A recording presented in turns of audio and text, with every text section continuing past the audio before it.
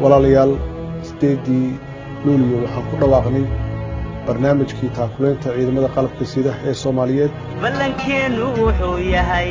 inagoonu kala bixin hawshaynu bogaano boqolaal sano tagay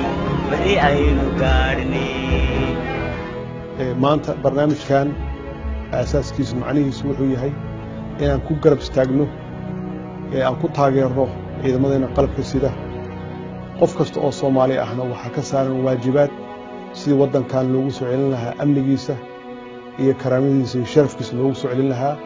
ciidankeenu uu noqon lahaa ciidankii lagu yaqaanay Afrika ee quwadda lahaa waxaan ka codsanayaa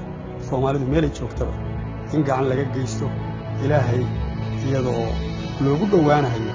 maxaa jira wax kasto aad hayso intaasoo goorba Ilaahay ku badinaya intaad nooshahay iyo markaad dhimato laga bilaabo qabriga ilaa qiyaamaha Ilaahay waa ku siinayaa sadaqadii aad bixisay dhammaan Soomaali weyn oo idil inta ku nool gudaha iyo inta ku nool dibaddaba waxaan naftayda iyo naftiinaba kala dardaarmayaa barnaamijkan taakuleynta ciidanka qalabka sida inaad nagala soo qayb qaadataan meel kasta joogtaan oo aad qof walba wuxuu awoodi karo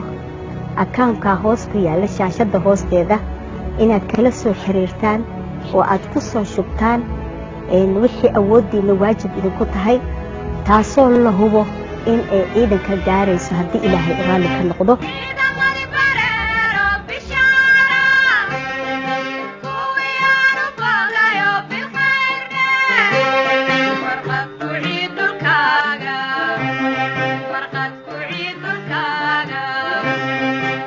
balankeenu wuxuu yahay